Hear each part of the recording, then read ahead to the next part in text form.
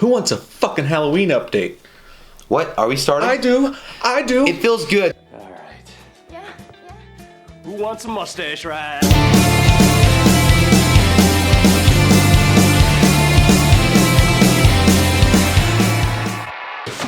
Shit.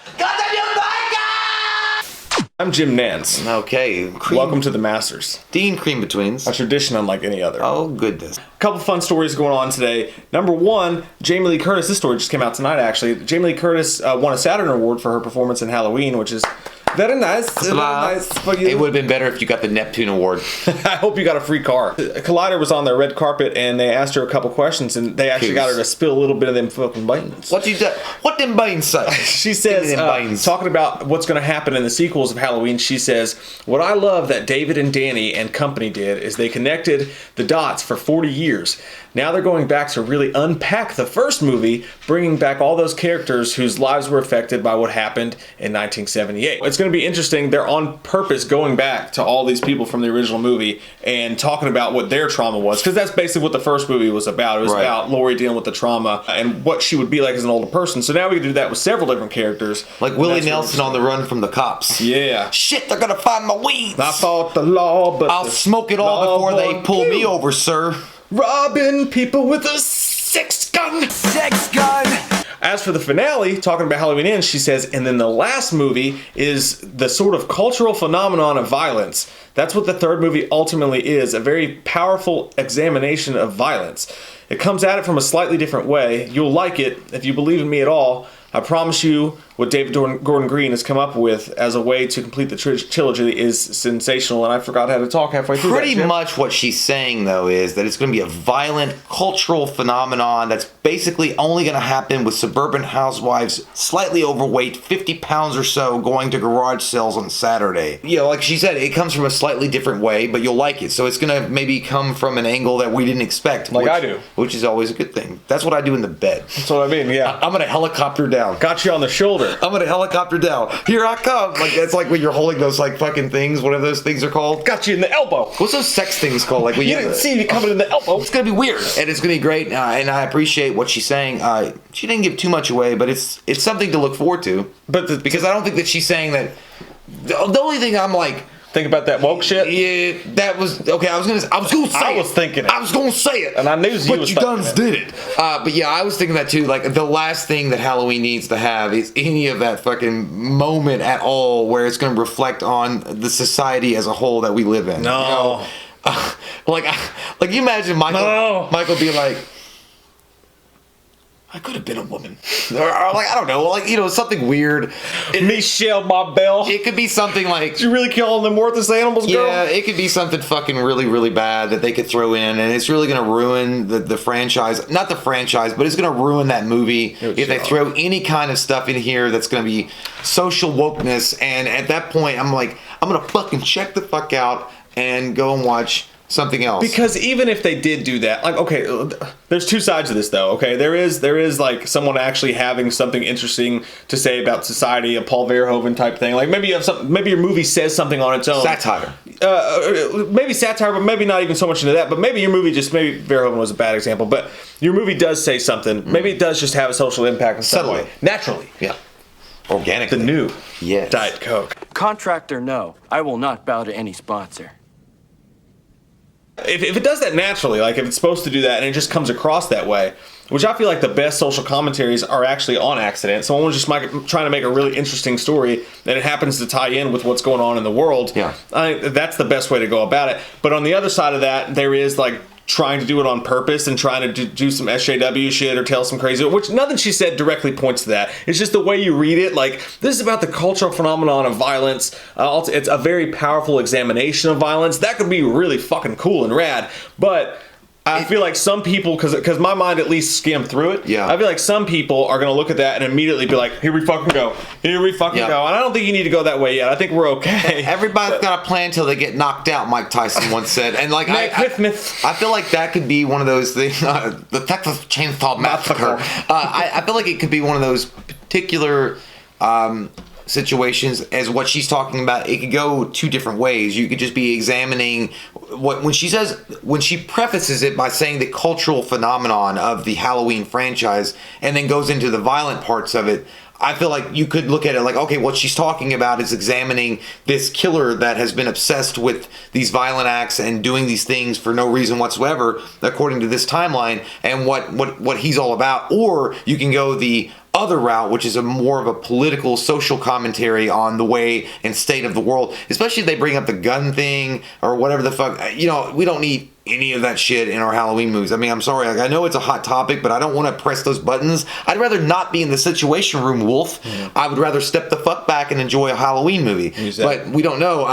But I don't think it's going to be that way. I think that David Gordon Green is too smart for that. I really hope he is. I know it's hard to sidestep certain issues today when you're making big movies, when you have powerful and influential superstars in it like Jamie Lee Curtis, but I feel like David Gordon Green has done well with the Halloween 2018. I feel like if it's going to go the same route that he did with those movies, or that movie particularly, I'm not worried, but it's just one of those things that you're kind of like, you notice it. You notice it. Yeah, I like almonds. And I agree. And if you guys know us and you watch our Halloween videos, we are 100% in the positive territory. We like to hope that things are going to be amazing. We like to look forward to things that are. I just want to watch a movie. I want to watch a cool movie. You know, we don't see little tiny things go, it's gonna fucking suck. I knew it. Fucking shit, man. I told you guys. No, I'm not saying that, but it did. If it triggered my oh fuck alarm, I'm sure it's going to trigger other people's alarms. But it's just like, again, we're thirsting for news and updates, and we're probably picking it apart too much. It's just, as soon as I heard her say it that way, I was like, what is you doing to violence in movies? I feel like I want Quentin Tarantino to come out of the show. It's like, I'm shutting your butt down. I can't talk about it anymore. It's giving me a headache. Here, take 2 of these. Ah, new print. Little, yellow, different. So that's a little bit about the new movie, but something about the old movies that's kind of fun for us to talk about always on this channel is the old crusty bearded one, the crusty bearded man. One day I'll find some Part Plus and brush my beard away. Rob Zombie, everybody. We love him. We love to hate him. We love him and we hate him. And we love to root for him. It's like your stepson. Even if he pisses us off. Talking about making the original Halloween movies with Forbes, and he had this to say. He said, making Halloween with the Weinsteins was a miserable experience. So was your smell. And so I was very reticent to do the second one.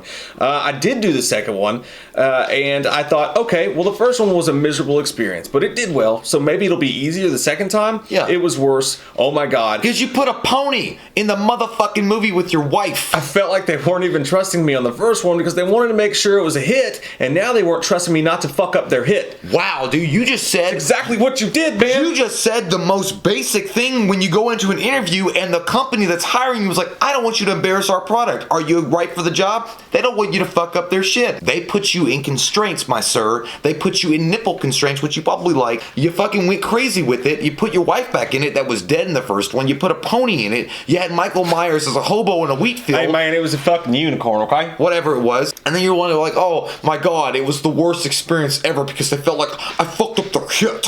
Because you did. I'm not one to take the Weinstein side or anything like that. But no, either. But he fucked what he's saying up. here is actually exactly right. Like, even the people who like the movie, even the people who love H2, did you watch that movie and come away going, man, they really held him down. they put the shackles on Rob. They wouldn't let him do his thing if they would just let him go crazy with it. Like, no movie is fucking corn butt crazier than fucking H2. It's just not. Get damn thing what out. he's saying, it goes to what we always said about Rob Zombie. Like, you don't fucking get it, man. But I always felt like the Halloween 2 movie is the last, in a haunted house, it's the last like 5 minutes of a haunted house when the strobe lights come on and the guy with the chainsaw runs around and there's like fucking smoke and there's shit hitting you from the face and you're running outside. Yeah, it's just like, what was that? Take the stone on, child. Was I married before I came in here? I don't even know what's going on. And then you run outside. Dump the shit out of me. Oh, my other hand isn't strong enough. You take my little hand. No! Get it away from me! Take it! He said they would show me scenes from Halloween, his Halloween, to try and make a point, and I'd be like, yeah, I know, I made that movie. Why do you show me that like I've never seen it before? We made a behind-the-scenes documentary for the making of Halloween that has somehow gotten lost in the vaults. That shows how messed up everything was and what was going on when we were making those movies. So maybe they showed you that movie because you look like this. put a picture of Rob Zombie when he has like he's holding Bill Moseley. That's what he looks like. He was probably looking like that when they were showing him the film. He's like, I know I made the film. The motherfucker looks like he's 5 seconds from starting his own Charles Manson Sitting cult. in Dimension's office wearing a thong and titty tassels. Yeah, he's like, what do you mean? Trust me. But yeah, like I can't believe they actually sat him down and like they saw They were nervous, they saw dude. the dailies They were from nervous, H2. yeah, they were where nervous. Michael has no fucking mask on and he's talking and shit, and they were like, Can you just do it like that again? Like, it wasn't the greatest, but it was pretty good. Can you just make it more like that? And he's like, no, man, I gotta dig through the ditches. That'd be like, I know we dog shit on Rob Zombie a lot. I know some of you guys hate us for that. And like, by the way, we want to point out for the fact that if you're a big fan of Rob Zombie and what he does, like, totally okay. We're not dogging you at all for liking him. I understand why. I just feel like he is the greatest director that never realized his potential. Dude, Agreed. Ever. Like, he Well really said. is. Like, he's a guy that can see the camera lens in a way that no one else can see it, and he can shoot some amazing stuff, but he just doesn't know how to tie it together in a story that makes sense for everyone to ingest. Because he's too worried about impressing the metalhead sixth graders smoking dope beside the bleachers. Me too. I do that all the time when I smoke cigarettes outside. And I love those kids. But that's fine. I don't make my movies based on those kids. Either you made the movie you wanted to make with the vision you wanted to make and you stand behind it, or you don't. So like whenever H2 comes up, he's like, oh, the studio rushed me. The studio, here he's saying they clipped his wings or they want him to make Halloween 1. Like, dude, they let you do crazy ass shit with H2. They let you fucking run wild with it. And that was your vision. So if that was your fucking vision, because I don't know no studio would have come up with that movie plot, stand behind it. Fucking say you liked it and you love the movie. Yeah, fucking Anton LaVey back there be like, do it! Do it with the unicorn! Stop making excuses for the movie if you like it so much. But, you know, whatever. Here nor there. But that's this week's Halloween update. We're going to keep bringing you that shit like shrimp fried rice. It's going to be great. Get it at Popeyes. You remember that Afro Band song? We love your fucking faces. If you're new to the channel, click that subscribe button and get some goddamn cord in a butt. Fuck yeah. The only movie I want to see Rob Zombie remake right away, and I think it would be amazing, is Sound of Music. Oh my god. Like Sound of Thrash Metal, bitch. We watched a movie. Yeah. We watched a movie. We watched it. We watched a movie. Yeah. You know what? We did a review. We watched a movie.